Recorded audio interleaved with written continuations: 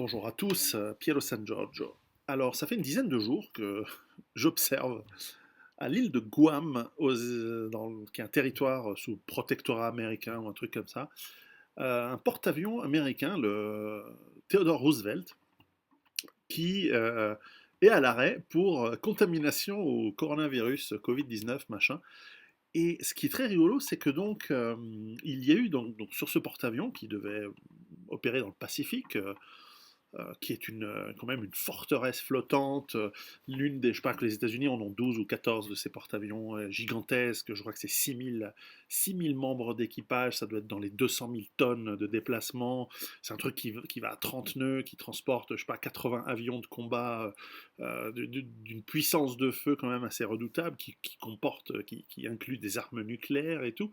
Bref, ils ont eu des cas de coronavirus dans l'équipage et visiblement, le commandant du navire, un amiral, a commencé à se plaindre à la marine, à la Navy, et elle leur a dit, bon, écoutez, voilà, on a un problème, on a des contagions, etc. Alors, il faut savoir que ces bateaux ont des hôpitaux à l'intérieur. Enfin, c'est euh, c'est fait pour la guerre, et surtout les États-Unis, la marine américaine a une immense expérience due surtout à la Deuxième Guerre mondiale, d'opérations sous le feu de l'ennemi et d'avoir une gestion des dommages, pas seulement physiques aux bâtiments, mais également au personnel, à l'équipage, qui sont depuis très longtemps extrêmement performants, extrêmement pointus et expérimentés.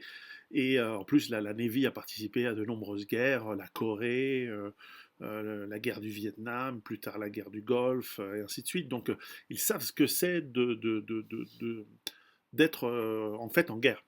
Et là, tout d'un coup, il n'y a pas de guerre, mais il y a une partie de l'équipage qui est touchée par le coronavirus. Alors, on sait que la teinte, il n'y a pas de vieillard hein, dans ces porte-avions, c'est plutôt des hommes jeunes, plutôt en bonne forme physique. Hein. La Navy reste encore avec une assez bonne un assez bon niveau de fitness demandé et d'ailleurs un assez bon niveau intellectuel. C'est pas des abrutis hein, qui pilotent des avions et qui font fonctionner des moteurs nucléaires. Et bon, l'amiral, donc le commandant du porte-avions, s'est dit bon, bah, je crains que à cause des contaminations, le porte-avions ne puisse plus être opérationnel. Et on sait que ce virus touche 1%. Donc s'il y a 7000 marins ou 5000, peu importe, si c'est 1%, ça veut dire quelques dizaines, hein, peut-être quelques centaines au maximum de, de gens malades. Eh bien, il a souhaité que le navire soit amené à quai, ce qui est déjà ce qui démontre une incapacité voilà, où sont les mers d'acier d'antan des commandants de la marine, des types qui étaient sous le feu des kamikazes et de la marine japonaise. Enfin, là, le type, il a quelques dizaines, centaines peut-être de malades et il se dit, bon, on va à quai. Et donc, comme vous savez, ces bâtiments sont observés par les marines potentiellement, je dirais pas ennemis, mais euh, adversaires des États-Unis, eh bien, ils vont se dire, les États-Unis, en gros, ils ont 1% de leur équipage qui a une diarrhée, qui a une chiasse, qui a une maladie pulmonaire. Enfin, on sait que c'est pas un tueur, ce virus. Eh bien, en gros, le navire est hors combat.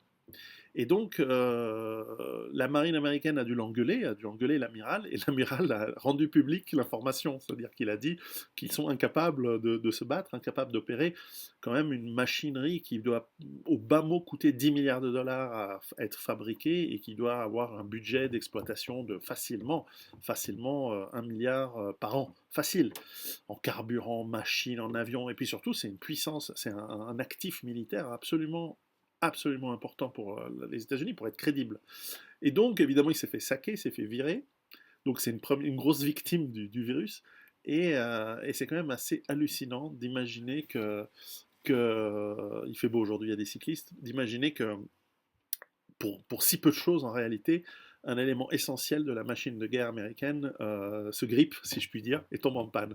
Et ça, c'est un symptôme de plus, ça fait longtemps que j'en parlais pas, mais c'est un symptôme de plus de l'effondrement en fait du système militaire américain qui fait partie de ce que je parlais dans mon premier livre, de l'effondrement global. C'est que la puissance majeure du XXe siècle n'est plus, et n'est plus capable de tenir comme on le pensait. À très bientôt.